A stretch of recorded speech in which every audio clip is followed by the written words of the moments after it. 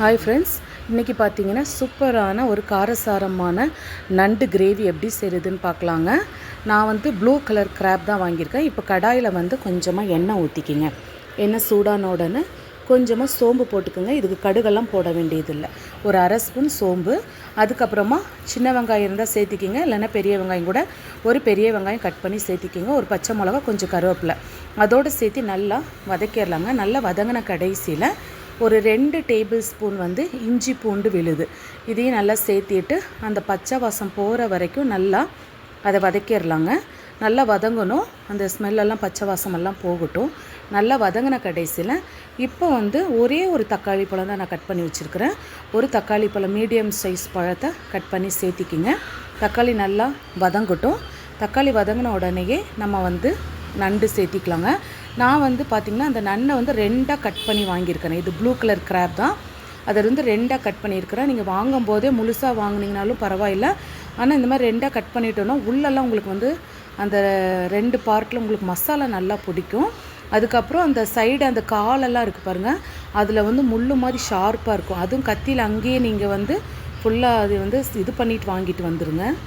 அதுக்கப்புறமா நல்லா ஒரு 2 நிமிஷம் வந்துட்டு அந்த இஞ்சி பூண்டோடு சேர்த்திட்டு நண்டை வந்து நல்லா பெரட்டி விட்டுடுங்க, நல்லா மிக்ஸ் பண்ணி விட்டுடுங்க.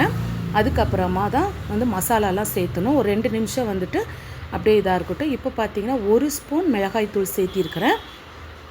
அதுக்கப்புறமா 2 டேபிள் ஸ்பூன் வந்து சிக்கன் மசாலா. நான் வந்து கடையில் வாங்கின சக்தி சிக்கன் மசாலா தான் சேர்த்திருக்கிறேன். நீங்கள் வீட்டிலே ரெடிமேடாக பண்ணுறீங்கன்னா அது சேர்த்திக்கிங்க. சிக்கன் மசாலா ஆகட்டும், இல்லைன்னா மட்டன் மசாலா, இல்லை சிக்கன் மசாலா தான் பெஸ்ட்டாக இருக்கும். அது கொஞ்சம் இதாக இருக்கும். நான் வந்து சிக்கன் மசாலா தான் சேர்த்திருக்கிறேன். அதையும் சேர்த்திட்டு கொஞ்சமாக மஞ்சள் தூள் சேர்த்திட்டு அதுக்கப்புறம் நல்லா பெரட்டி விட்டுடுங்க. இந்த நண்டு கிரேவிக்கு தகுந்த மாதிரி உப்பு சேர்த்திக்குங்க. சால்ட் உப்பு சேர்த்திக்குங்க. கட்டாயம் கல்லுப்பு மட்டும் சேர்த்தாதீங்க. ஏன்னா அந்த கல்லுப்பு வந்து இந்த நண்டோடைய ஓடுங்கள்லாம் அங்கங்கே போய் நின்றுக்குச்சுன்னா ரொம்ப கஷ்டமாக இருக்கும் சாப்பிடும்போது. அதனால் தூள் உப்பு சேர்த்திக்கிங்க. தூள் உப்பு சேர்த்திட்டு ஒரு 2 நிமிஷம் அந்த மசாலாவோடு பெரட்டிட்டு கொஞ்சமாக ஒரு டம்ளர் அளவுக்கு மட்டுமே தண்ணி ஊற்றணும். ஜாஸ்தி தண்ணி ஊற்றாதீங்க. கொஞ்சமாக தண்ணி ஊற்றி மூடி போட்டு ஒரு 5லேருந்து ஒரு 7 நிமிஷம் வந்து மூடி போட்டு வேக வச்சிடணுங்க. அதாவது ஒவ்வொரு 2 நிமிஷமும் கலந்து கொடுத்து வேக வச்சு மூடி வைக்கணும். நம்ம வந்து ஒரே டைமில் வந்துட்டு கலரக்கூடாது. ஒரு 2 நிமிஷம், ஏன்னா அது வந்து பின்னாடி பக்கம் அப்படி மாற்றி நம்ம விட்டு வேக வச்சாதான் அது நல்லாயிருக்கும். நான் வந்து பார்த்திங்கன்னா ஒரு 7 நிமிஷம் வேக வச்சேன்.